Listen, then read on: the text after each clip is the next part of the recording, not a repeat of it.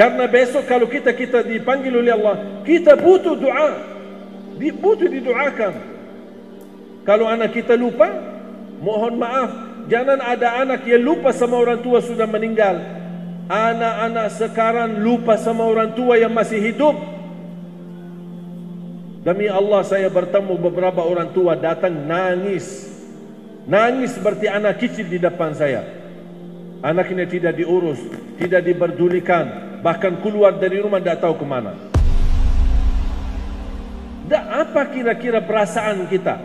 Sudah membuat ibu kita susah selama dalam kandungan. Betapa durhaka seorang anak. Dari ibu masih hamil membawa kita dalam kandungannya, kita susahin. Mau kemana-mana, lapor. Mau naik pesawat, lapor. Mau ini, lapor. Saking disusahin. Pas di dalam kandungan, ibunya jadi susah. Dilahirkan, susah. Melahirkan anaknya, ibu jadi susah. Tumbuh sampai besar pun masih jadi susah. Kapan kira-kira saatnya kita seorang anak yang bisa berbakti baik? Kapan bisa mengangkat kesusahan kepada ibu kita yang selama ini mengalami dan merasakan? Makanya fantas kalau kita berdoa, Allah tidak kabul doa kita, Allah tidak ijabah hajat kita, karena kita tidak mengangkat kesusahan kepada ibu kita. Justru menambah menyakiti perasaannya. Wallahi, ingat Bapak Ibu, semua dosa besar maupun kecil yang kita lakukan akan Allah tunda hukumannya di hari kiamat. Tertunda hukumannya. Tapi dosa durhaka terhadap orang tua, wallahi akan dibalas oleh Allah di dunia, belum lagi di akhirat. Akan Allah segerakan hukumannya bagi orang yang durhaka sama orang tuanya.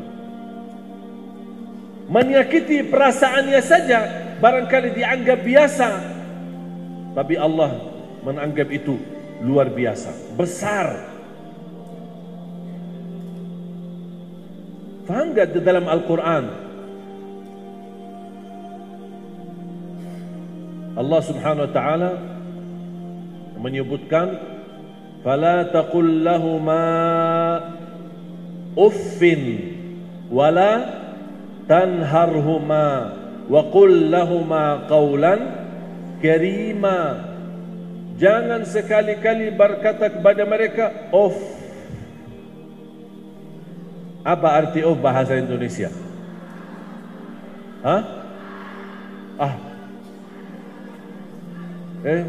Ambilin air. Walaupun sudah bilang kemudian kita pergi ambil air, dibawa airnya, tapi sebelumnya sudah ucapkan dosa. Dan bawa air baik tidak ada dapat pahalanya, sia-sia. Dan dapat dosa menyakiti perasaan mereka, orang tua. Saja tidak boleh. Yang lebih menarik firman Allah kelanjutannya, wala tanharhuma. Maksudnya apa wala tanharhuma? Jangan menegur mereka dalam kondisi memarahi atau menganggap mereka bodoh. Contoh, saya kasih contoh biar faham ayat ini. Orang tua duduk di depan TV, megang remote kan?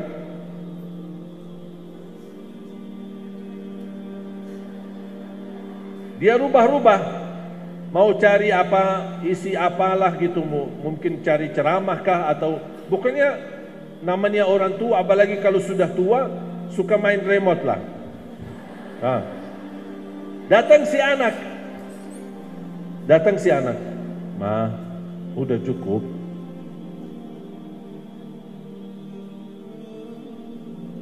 Bahkan ada yang anak bilang, Ma, udah diamin.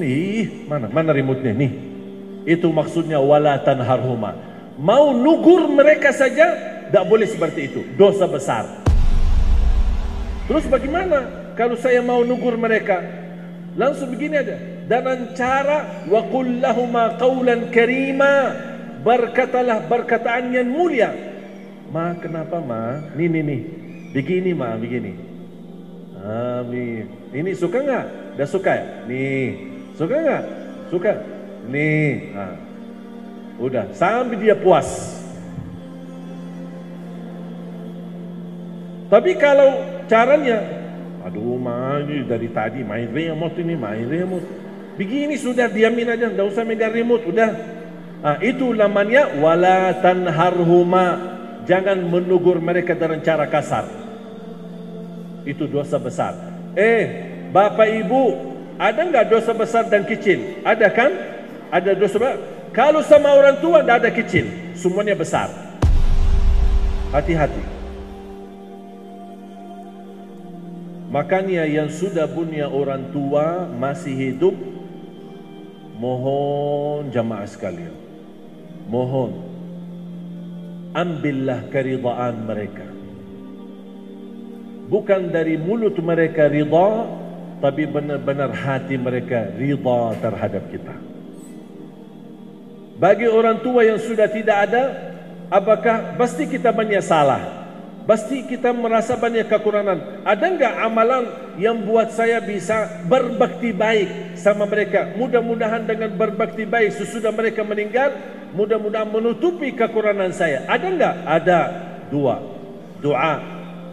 Jangan lupa doakan mereka setiap waktu dan setiap saat. Rabbighfir lahuma warhamhuma kama rabbayani saghira. Setiap salat di sujud pun boleh. Subhana rabbiyal a'la, subhana rabbiyal a'la, subhana rabbiyal a'la. Rabbighfir lahuma warhamhuma kama rabbayani saghira. Di sujud baca itu setiap sujud. Apalagi kalau bisa menangis. Barangkali mudah-mudahan titisan air mata yang menunjukkan perasaan menangis karena kita banyak kekurangan terhadap mereka dan mereka sudah tidak ada. Mudah-mudahan titisan air mata mengampuni dosa dan menjadi saksi baik di hadapan Allah untuk orang tua. Terus ada lagi enggak amalan? Ada, bersedekah. Ada orang datang kepada Rasul, ya Rasulullah, ibu saya meninggal, sudah wafat. Bagaimana saya bisa berbakti baik, bisa beramal untuk ibu? Apakah saya boleh bersedekah? Kata Rasulullah SAW, boleh bersedekah. Fatasaddaq anha, tasaddaq, bersedekahlah atas nama ibumu. Saya sering mengingatkan jamaah di setiap acara atau di masjid, majlis ta'lim, tabligh akbar atau jumatan bapak-bapak, pasti ada kotak amal atau terkumpul sedekah. Bapak ibu pasti buka tas mau bersedekah.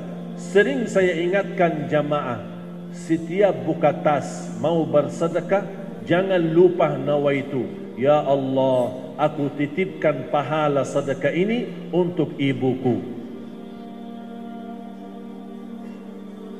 Jangan langsung buka tas, ya terima kasih, ya terima kasih, terima kasih.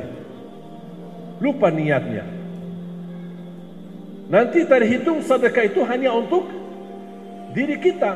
Tapi kalau kita nawaitu, ya Allah, aku titipkan pahala untuk ayah saya, untuk ibu saya, walaupun mereka masih hidup boleh, apalagi kalau sudah meninggal. Wallahi sangat bermanfaat sedekah itu untuk orang tua, apalagi yang sudah meninggal. Sangat bermanfaat, mensinarkan cahaya di dalam kubur mereka dengan berkah sedekah kita. Jadi saya mohon, di setiap ibu-ibu, bapak-bapak bersedekah, jangan lupa orang tua kita. Tidak ada di antara kita yang sempurna perilakunya terhadap orang tua. Semua pasti ada salah. Salah yang kita sadarkan maupun kita yang sudah lupakan.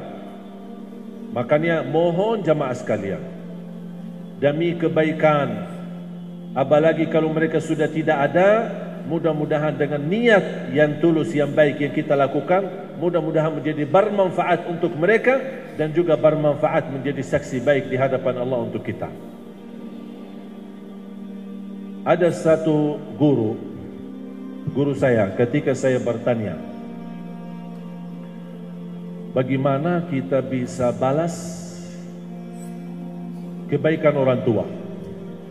Ada enggak kesempatan kita mampu balas jasa orang tua? Kesusahan ibu terutama, sejak dia mengandung kita sampai besar, sampai kita nikah dan berkeluarga. Dan subhanallah betapa tulus dan ikhlas hati mereka. Kita sudah nikah, tidak ada tanggung jawab mereka, tapi tetap masih memberikan perhatian. Jangankan kita, kalau sudah kita punya anak, masih diurusi orang tuanya. Saya sering jamaah pas lagi jalan-jalan ke Bandung atau jalan-jalan ke Jogja, terus anaknya mana? Saya titip sama ibu saya, saya titip sama ayah saya. Betul nggak? Itu sering terjadi. Jadi kita tidak sendiri membuat mereka susah, malah anak kita juga, cucunya. Tapi subhanallah, orang tua kita tulus, ikhlas. Bukan melayani kita saja, melayani cucu kita kalah. Benar kita kalah. Kira-kira apa yang kita bisa balas buat jasa mereka? Tidak bisa. Kita dilayani, anak kita pun dilayani.